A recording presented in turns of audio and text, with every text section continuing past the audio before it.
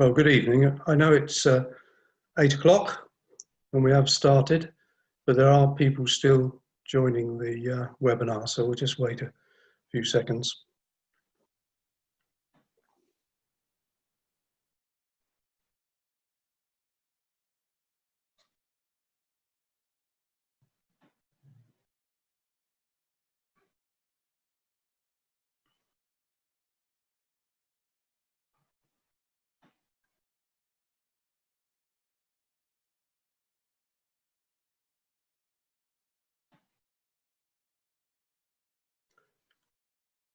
Okay, well, I think we'll make a start. My name's Ken Stebbings. I work for Menter Moch Cymru, and this webinar is a joint venture between Menter Moch Cymru and Farming Connect. I'm going to be talking about starting in pigs, and I will be showing some slides. Then David Owen from Farming Connect will say a bit about Farming Connect services, and then we'll have any questions that have come in. We'll answer them. You'll notice on the screen there is an option to type in questions. So if you type in as we go or at the end, we'll deal with the questions then. Yes, I can. Just checking if I could see that, and I can. Okay, well, I'm speaking, but I'm also introducing myself. We're doing it on the cheap tonight. So I'm Ken Stebbings, as I said. I work for Menter Moch. I've kept pigs on and off, but mainly on, for about 30 years. And I did used to work for ADAS as an advisor. And I did, well, I started in Yorkshire and Lancashire, where there are a lot of pigs, and I did quite a lot of pig work when I was there. But when I moved to Wales, then less so, obviously, because there are less pigs. And I did mainly ruminant work then. But I've always had a passion for pigs and an interest in pigs, and I've kept that up by keeping my own. So I'm going to look at the things that you should consider if you're going to keep pigs. So I'm going to attempt to share my screen.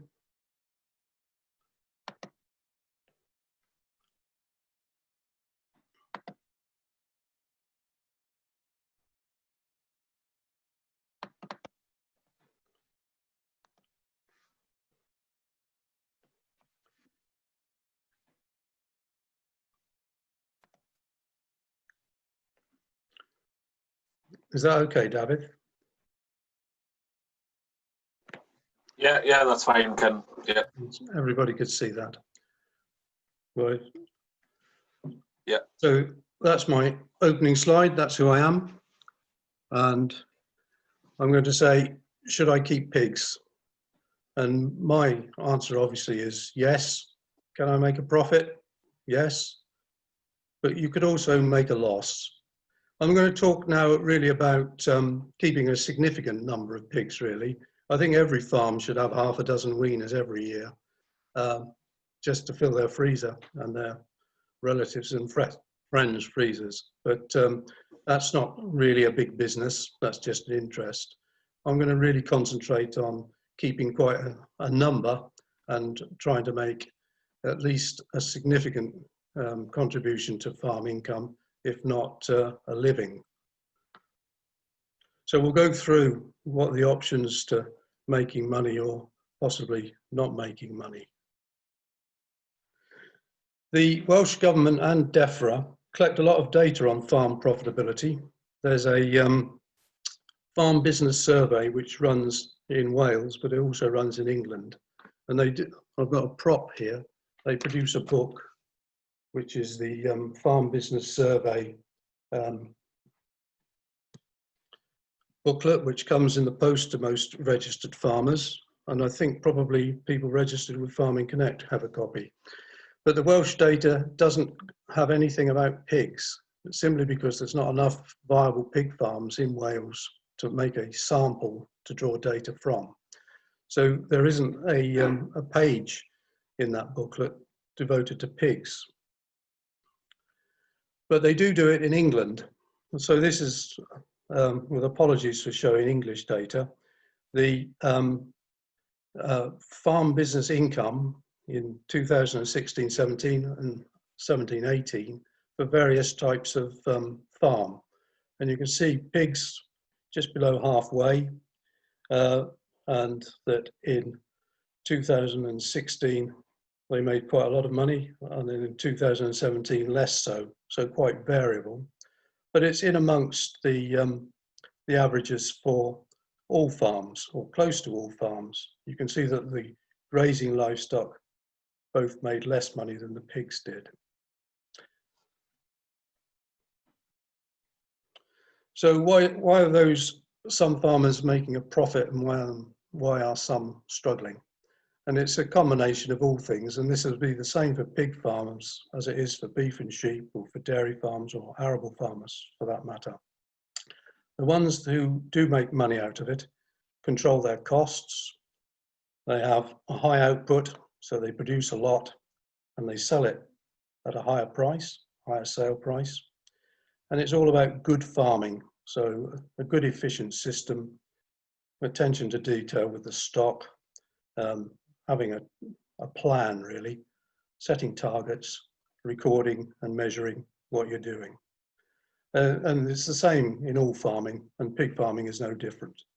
It's possibly even more important in pig farming because the risks of spending a lot of money on food, more of which later, and then not realizing much money for the pigs can be quite crippling.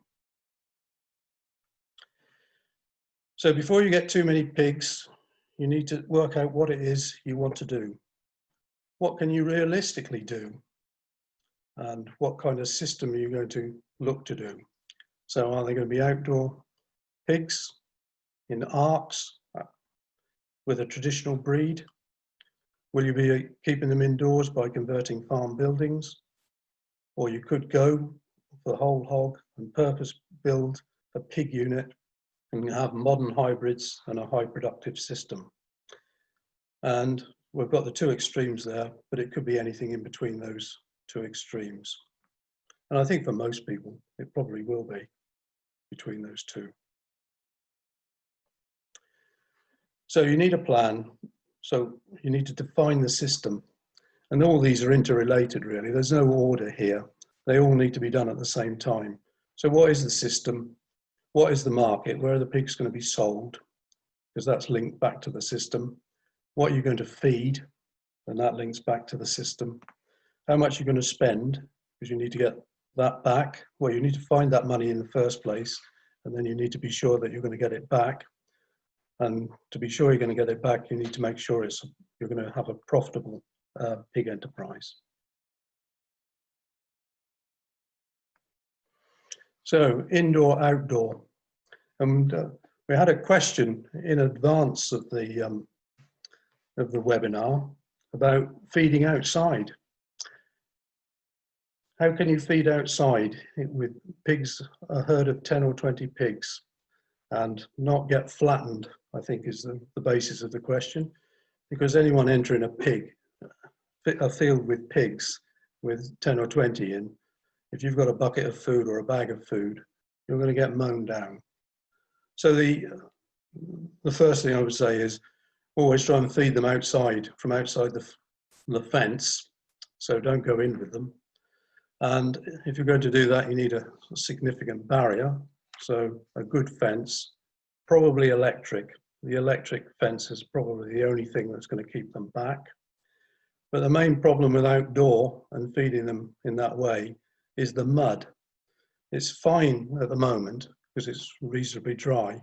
Last week, it wasn't fine because it was pouring down. And through the winter, it's always going to be muddy.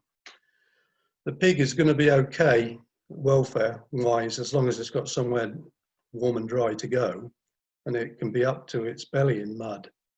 But the main issue with outdoor pigs in the winter in Wales is not wasting all the food, because it's quite difficult to feed them outdoors and not waste food.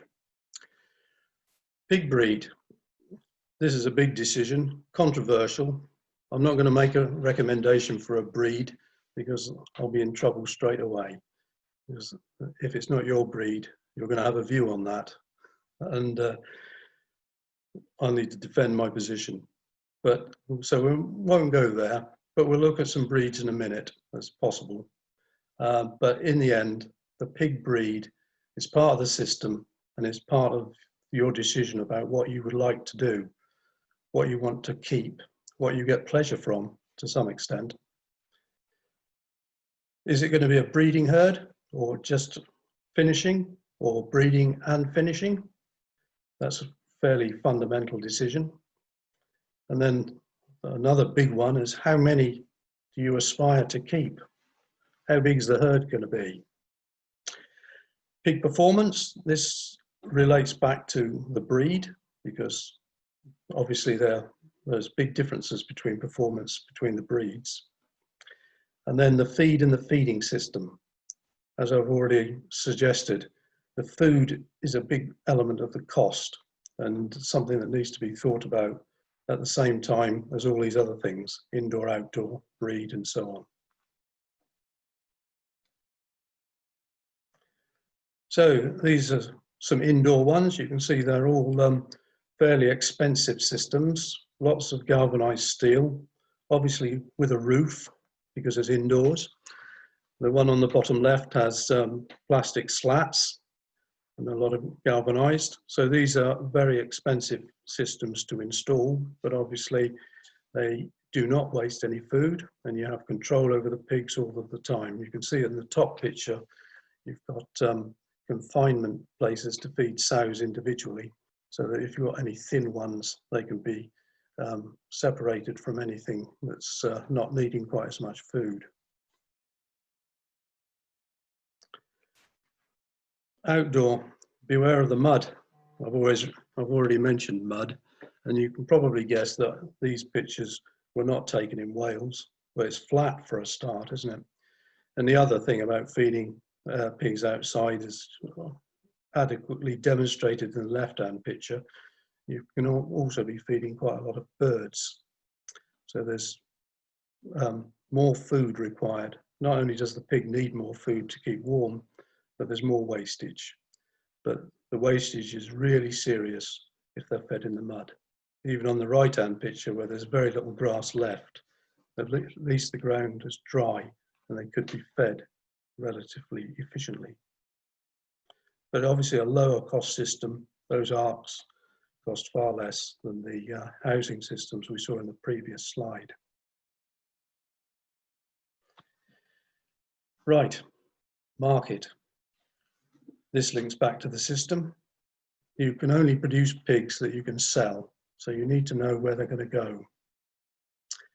Don't keep any pigs. This is the golden rule. If the only thing you remember from this webinar tonight is the last point on this slide, don't keep any pigs unless you know where they're going to go.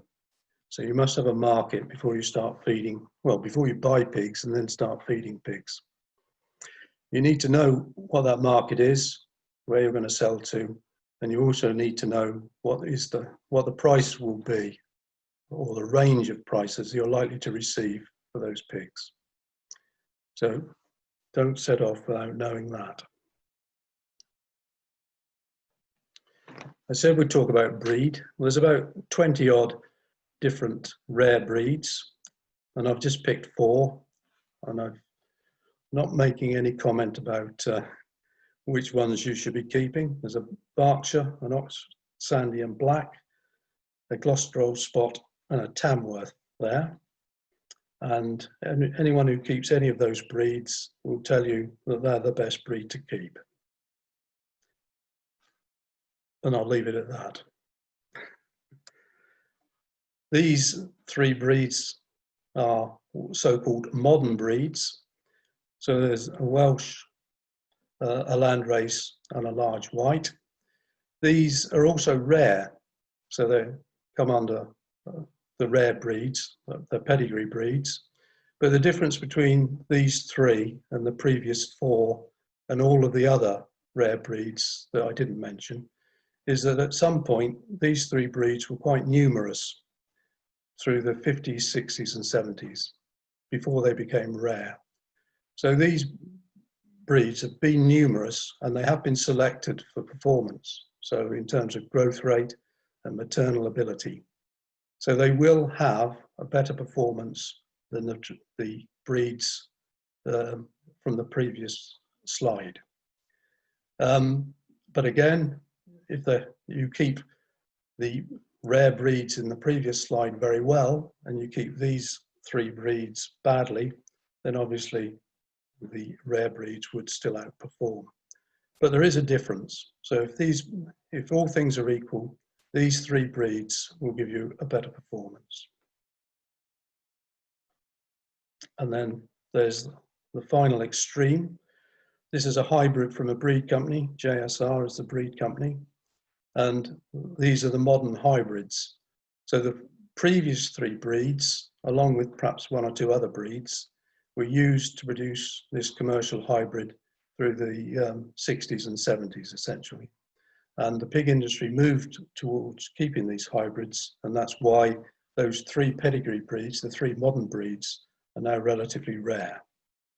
Because the pig industry in the UK and across the world really is based on this type of pig.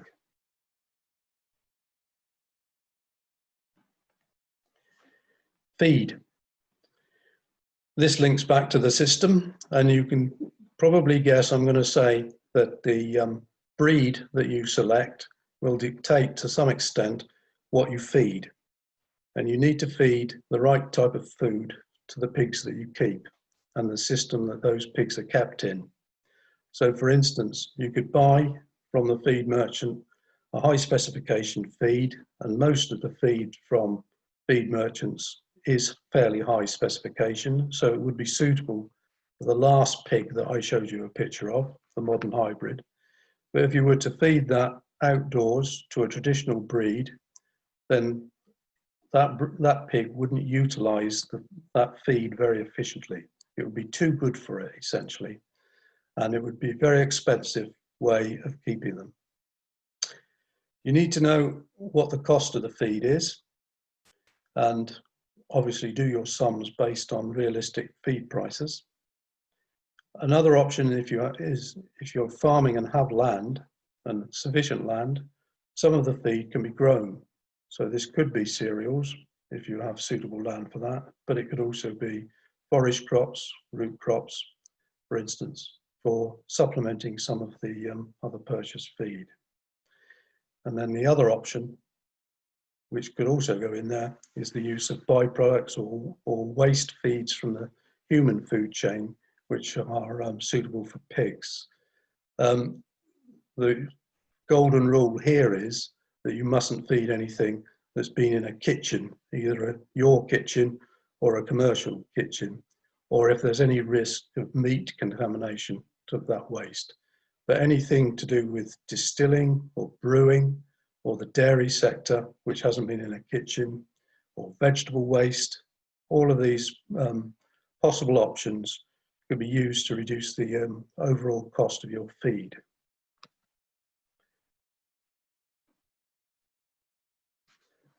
How much money are you going to need?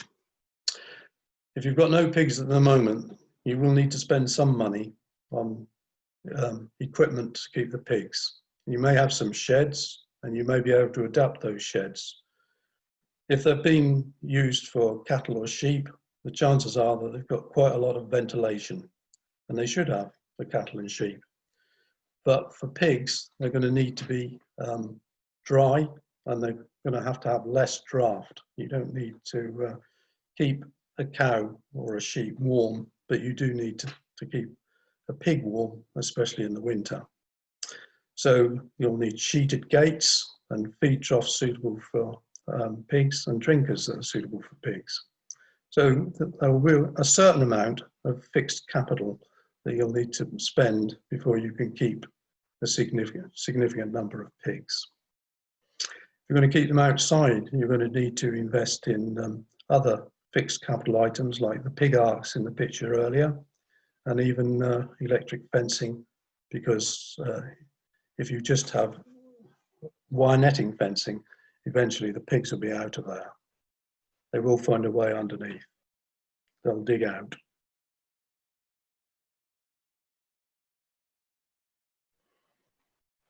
There'll also need to be some what we call working capital. So you'll need to buy pigs, so either the breeding stock or weaners that you're going to finish, and then you'll need to buy feed, and all of this will have to be bought and paid for before you get any money back.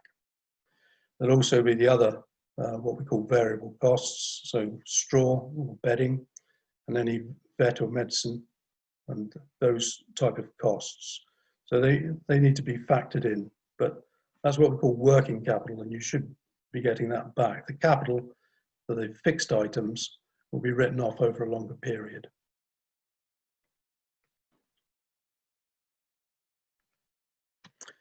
Pig sale price.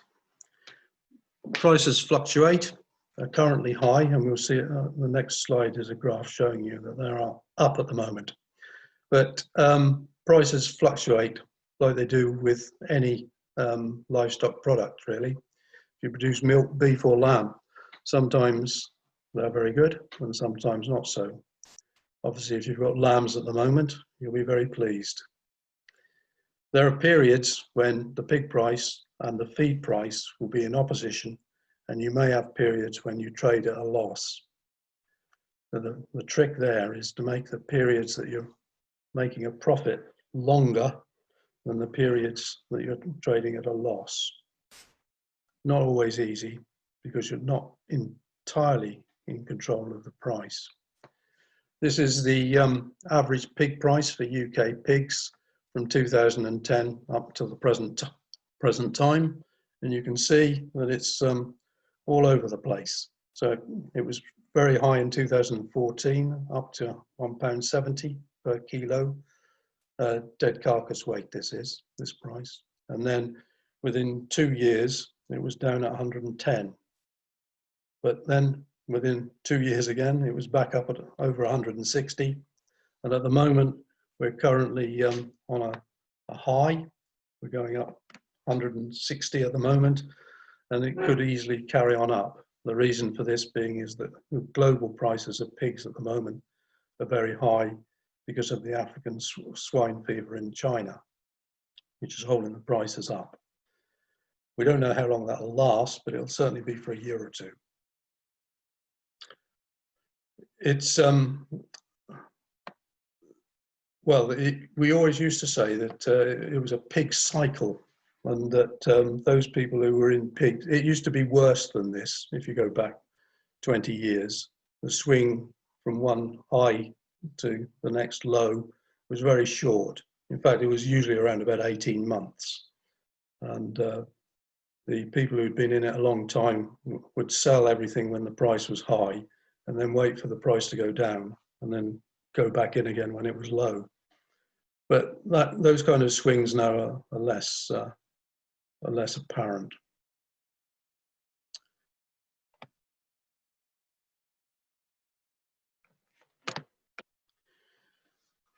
I'm suggesting that if you keep a significant number of pigs, you need to have a plan.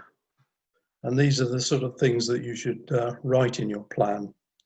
So I've mentioned defining the farming system. So this is all about breed, indoor, outdoor, what you're going to feed, and so on. You need to make some informed assumptions about the performance. So if you're going in for a breeding herd, you'll need to have a reasonably good idea of what the performance of your breed kept in that situation on that feed will be. So things like how many pigs per sow per year for that breed, and this varies quite widely. So for some of the traditional breeds, it may only be 15 to 18 piglets per sow per year, but for that hybrid that I showed you at the end, could well be 30 if kept indoors in a confined and managed system with a high price feed. So you need to make informed assumptions about that, and they will vary according to all of those things that I've just mentioned.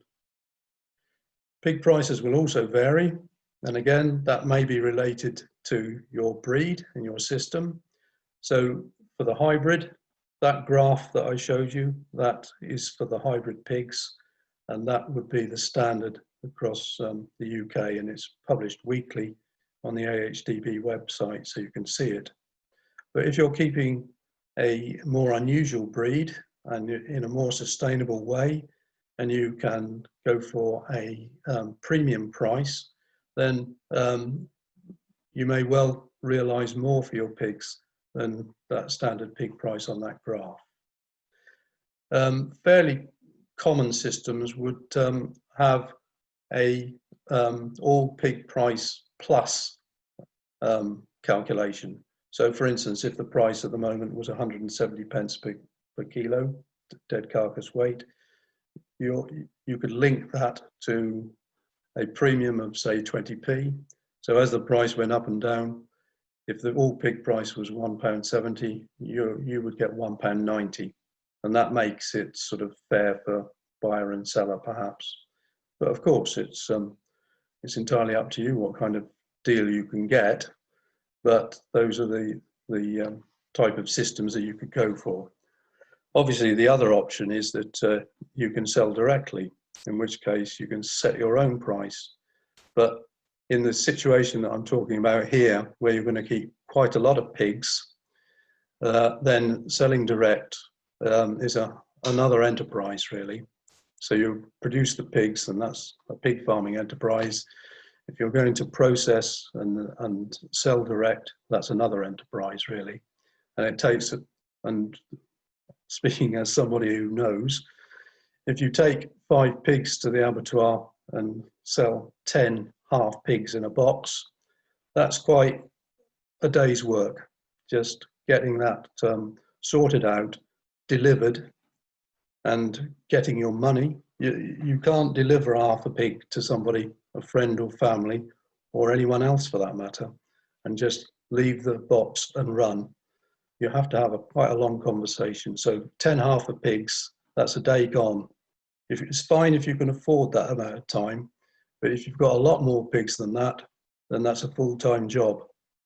You've also got to make sure that when you deliver it, you collect the money, and that isn't always straightforward either. The checkbook isn't there, or somebody else is paying for it. So these are the things that you need to watch if you're going to be doing that. But it's a separate enterprise, really, selling direct, and you need to cost that perhaps separately, but it can be very time consuming. You need to calculate a gross margin. So this is the price of the pigs, less those costs that I said you would incur. So the feed, the vet and med, and the straw, for instance, any transport is also part of the gross margin. Calculate your gross margin. This is assuming that you're adding it to an existing farm business. So you do a pig gross margin. Then you will need to adjust your fixed costs. So these are the things like buildings, maintenance, insurance, vehicles, machinery, this kind of thing. A pig enterprise, although in theory the fixed costs in a business are fixed, because that's the definition of them, if you add a pig enterprise to a beef and sheep enterprise, the fixed costs will change. They will be different.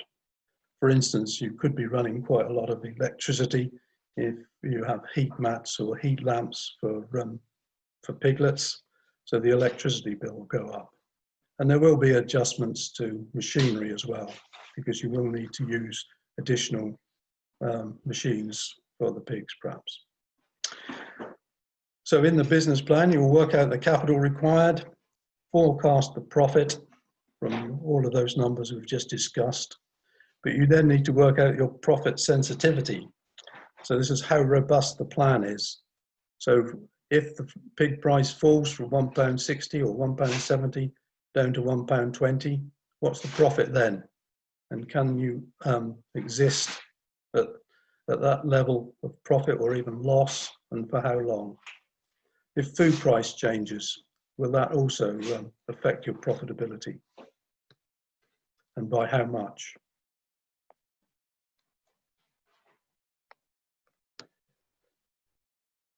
So I mentioned this earlier.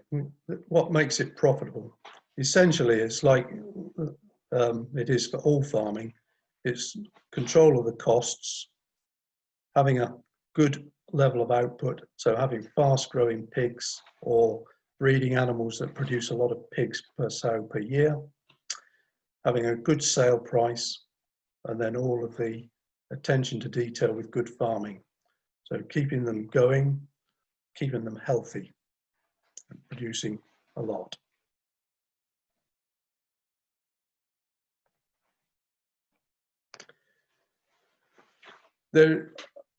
Well, I used to come across this when I was doing farm advice, that pig farming in Wales was seen as the beginning of the end, really. You know, if somebody had been dairy farming or beef and sheep farming, and then they brought the pigs on, that was a bad sign.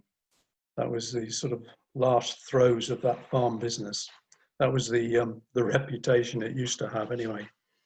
But it was really because it was quite difficult 30 or 40 years ago, simply because of the transport and the distance from the market to make any money from pigs in Wales. Yeah, there were pigs kept on dairy farms and fed cheaply on dairy waste, but any food brought in was expensive, and any pigs sent away had a big transport bill. So my suggestion is now that it's not quite as sensitive as it was, and that a load of feed in the east of England is not that much different to the price to feed in Wales. Sort out a market. This is critical. I've mentioned that several times. Look at the price of feed and see whether you can reduce it by having byproducts or growing some of your own. Work out the capital requirement and do a business plan. So yeah, so first of all, we've got the one-to-one surgeries available. And these surgeries, they can be an hour of one-to-one advice with an experienced consultant. They're 100% funded by Farming Connect and can be carried out within hours of the initial inquiry, either over the phone, Zoom, or whatever's best for you and the consultant. There's a range of different topics available. And some of the topics relevant to tonight include diversification, business planning, or nutrition.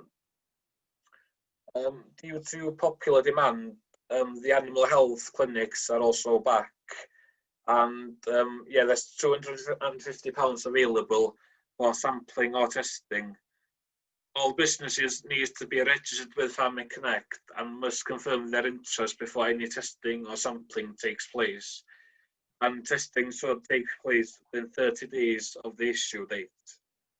Funding is allocated on a first-come, first-served basis, and it's a maximum of one clinic per registered business. We've also got the advisory service, and yeah, this is always open for a range of different testing and advice from experienced consultants. One-to-one advice is funded up to 80%, up to a maximum of €1,500. While group advice of between 3 and 8 people is 100% funded up to a maximum of €1,500. Eligible businesses can apply for up to 4 instances of advice, and yeah, topics include diversification planning or business planning. We've also got a mentoring service available, and that's 15 hours of one-to-one advice with experienced farmers that have made positive changes to their own farms. So yeah, there's a big farmer down on the mentoring service, and that's 100% funded by Farming Connect.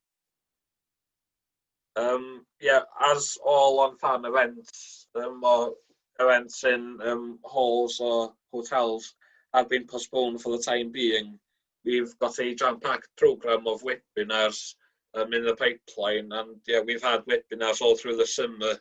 So for more information on the webinars that we've got coming up, or if you've missed one that you wanted to watch and you want to catch up on it, or if you want to watch this webinar again, then please visit the Farming Connect website and yeah, also the Menter Moch Cymru website. Yeah, we've also got e-learning bite-sized modules available, and these are excellent traditional learning resources. And some of the modules relevant to tonight include biosecurity. And any certificates completed, any e-learning modules, or if you attended any events or webinars, this will all be recorded in your Storfa Sgiliau profile, and that's your secure online data storage tool for continuous professional development. And that can then be used to create your own personalised CV.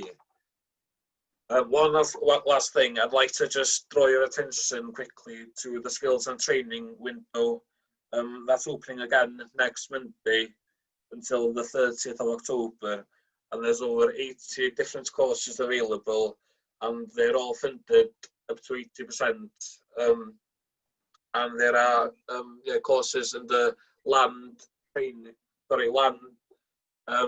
livestock and business categories available. So yeah, as I said, they're all funded up to 80%. All machinery courses are funded 40%, and all the rest are funded 80% by Farming Connect. So for more information on anything that I've covered, please contact myself. My email address is avydd.owen@minter-business.co.uk. So please visit myself, your local development officer, or please visit the website or contact the service centre. And the number to phone the service centre on is 08456 000 813. I'd like to just note quickly as well that you must be registered with Farming Connect to be eligible for any of the services that I've covered now.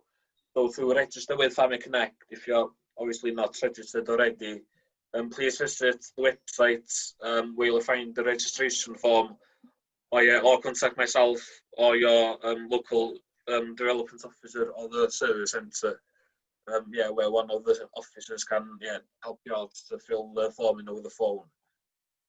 So that's all from me.